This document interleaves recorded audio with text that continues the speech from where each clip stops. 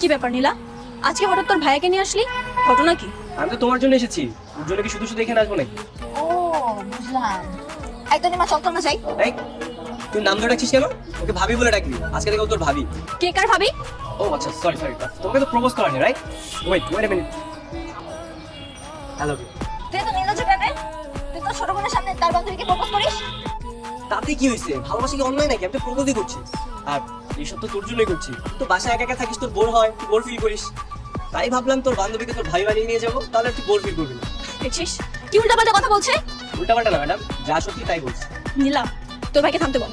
এই তুই থাকো, তোর জন্য কিন্তু আমরা দুজনে বিরক্ত হচ্ছি। তাহলে তোর বান্ধবীকে বল রিপ্লাইটা দিয়ে দিতে, চলে যাচ্ছি। কিসের রিপ্লাই? কিসের রিপ্লাই দেবো? I love you reply. আপনার কাছে কি ভালোবাসাটাও ফাইজলামো মনে হয় যে আপনি যখন চাইছে কবে তাই বলবেন? না না, মোটেও না। আমার কাছে রঙিন মনে হয়। জীবনটা কত সুন্দর, স্নিগ্ধ, কল্পনা, মায়া। এই তুই এখান থেকে যা তো, তোর জন্য কিন্তু আমার দেরি হয়ে যাচ্ছে। এই, চল তো। আচ্ছা ঠিক আছে, আমিও চলে যাচ্ছি। আমি সামনে একটু ঘোরাঘুরি করে চলে যাবো। দেখা থাকে জিনিস। আচ্ছা শোন না, দেখ ভাইয়া কিন্তু খারাপ না। ভাইয়া আমার ভাই বলে বলছি না, ভাইয়া আসলে একটা ভালো ছেলে।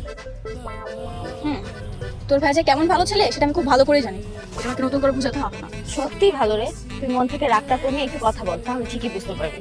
আমি তো শুধু শুধু রাগ করিনি, তোর ভাইয়ের আগের কাজ করেছে বলে তো রাগ করেছি। সব ভুলে জানা রে, ভাইয়া সত্যি তোকে অনেক পছন্দ করে। মুখ দিয়ে বললেই তার পছন্দ করা হয় না। তোর ভাইয়া ভেবেছে ওকে প্রপোজ করে সে খুব ভিন্ন কিছু করেছে, কিন্তু তোর ভাই এমন প্রথম একদমই ভালো লাগে।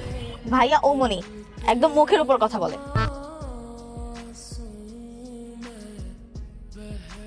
আজকে না ভাইয়ের জন্মদিন, আমি আর ভাইয়া রেস্টুরেন্টে কেক কাটতে যাবো, তুইও চল না প্লিজ প্লিজ প্লিজ। আমি? হ্যাঁ তুই প্লিজ, মানা করিস না প্লিজ। ঠিক আছে যাবো, কিন্তু তোর ভাইকে বলে দিবি ও যেন নেক্সট টাইম আমার সাথে এমন না করে। তুই তো খুব ভালো করেই জানিস যে আমার মতো স্ট্রাগল করে মেয়ের জন্য প্রেম ভালোবাসা একদমই সাজে না। আচ্ছা তাহলে তুই এখানে দাঁড়া, আমি ভাইয়ের সাথে একটু ফোনে কথা বলে আসি। আমি আর তনিমা একটা গাড়ি নিয়ে রেস্টুরেন্টে যাচ্ছি, তুই একটা কেক কিনে বাইক নিয়ে চলে আয়। কেক? আমি আজকে তনিমাকে বলেছি তোর জন্মদিন, একটা সুন্দর মুহূর্ত তৈরি করতে চাচ্ছি। ও আচ্ছা, এই ব্যাপার। আমরা তিনজনই কেন, আর কেউ আসবে না? তো না মানে হয়েছে কি, ওই গতকাল রাত্রে আমি বন্ধুদের সাথে সেলিব্রেশন করে ফেলেছিলাম, তাই এখন আর কেউ নেই। আর স্পেশালি তোমার জন্য এখানে আসা। কিরে বন্ধু, কার জন্মদিন? হ্যাঁ কি রে বন্ধু, তুই একাই আসছিস? আর কেউ আসেনি তোর সাথে? আমি একাই এসেছি। তোর না 1 মাস আগে বার্থডে গেল, আমরা না সবাই মিলে কেক কাটলাম। সমস্যা নেই, একটা কাটি আমরা। তোরা দুই ভাই বোন মিলে আমার সাথে এমন মিথ্যে কথা বলতে পারলি? আরে বাবা, আমার বন্ধু, তোর মাথায় প্রবলেম আছে, কি বলতে কি বলে ফেলছে। তুমি ওর কথা একদম বিশ্বাস করো না। আপনি চুপ করুন। আপনি কি সবাইকে আপনার মতো বোকা ভাবছেন? নীলা, তোর কাছ থেকে মেয়েটা একদমই আশা করি। দেখ তুই ভুল বুঝিস না। নীলা প্লিজ শুনুন, আপনাকে বলছি আজকের পর থেকে আপনার কাছ থেকে দূরে দূরে থাকবেন। আপনি যেটা চাচ্ছেন না সেটা কখনোই সম্ভব না। ভাইয়া মন খারাপ করিস না, যা হয়েছে ভুলে জানা। সব দোষ তো তোর। ভালোবাসার শুরুটা একদম মিথ্যে দিয়ে করা উচিত হয়নি। কেন যে জন্মদিনে মিথ্যে নাটকটা করতে গেলি? আমি তো তোর ভালোর জন্যই করছি। দেখুন, আপনার সাথে আমার কোনো কথা নেই, যা হওয়ার তা হয়ে গেছে। আপনি এখন আমার সামনে থেকে চলে যান। দেখো, তুমি যে বারবার ভুল বুঝবে এটা তো হবে না। আমি বুঝতে পেরেছি যে নীলা একটু বাড়াবাড়ি করে ফেলেছে, তার জন্য তো আমি তো তোমার কাছে সরি বলেছি, তাই না? তাহলে এখন কেন এসেছেন? তোমার সাথে একটু কথা বলার জন্য। আপনার সাথে আমার স্পেশাল কোনো কথাই নেই। আচ্ছা ঠিক আছে, স্পেশাল কোনো কথা নেই, তাহলে আমরা সাধারণ কথা বলি।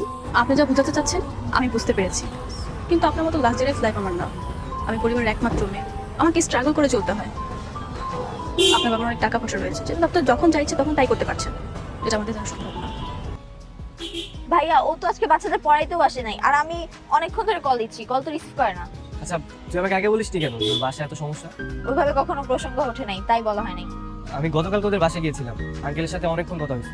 আচ্ছা তাহলে চল আজকে যাই আমরা। তুই একটা কাজ কর, ওকে আরেকবার কল দিয়ে দে। হ্যাঁ নীলা বল। কই তুই? তোকে কতক্ষণ ধরে কল দিচ্ছি, কল রিসিভ করিস না কেন? আমি তো বাবাকে নিয়ে একটু ডাক্তারের কাছে এসেছি। কেন, কি হয়েছে বল? কি বলিস, আঙ্কেল কি অসুস্থ নাকি? হ্যাঁ, বাবার বুকে ব্যথাটা বেড়েছে, তাই তো ডাক্তারের কাছে নিয়ে এসেছি। দেখি এখন ডাক্তার কি বলে। আঙ্কেলের কি হয় না হয় আমাকে একটু জানাইস। ঠিক আছে, রাখি। কি বলছিস, কোথায় আছে? জিজ্ঞেস করিনি, জিজ্ঞেস করবো। হ্যাঁ একটু জিজ্ঞেস কর।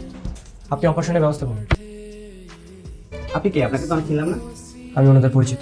ও আচ্ছা, অপারেশন করতে কত টাকা লাগবে? আপনি জেনে কি করবেন? এই ধরেন প্রায় 2.5 লক্ষ টাকার মতো লাগবে। আপনি অপারেশনের জন্য যা যা লাগে অ্যারেঞ্জ করুন, আমি অ্যাকাউন্টে টাকা জমা দিচ্ছি। আচ্ছা ঠিক আছে। আপনি আমাদের ফ্যামিলির মধ্যে না করাচ্ছেন কেন?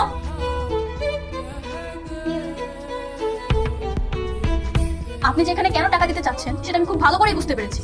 দেখুন, আপনাকে আমি এর আগেও বলেছি, এখনো বলছি, আপনি যেটা চাচ্ছেন সেটা আমাদের মধ্যে কোনোদিনই সম্ভব নয়। তুমি আমার উপর এখনো রাগ করে আছো? বিশ্বাস করো, আমি নিজেকে অনেকটা পরিবর্তন করেছি। আমি আমার অফিসের প্রত্যেকটা স্টাফকে যথেষ্ট পরিমাণ সম্মান করি, ওদের সব দাবি মানি।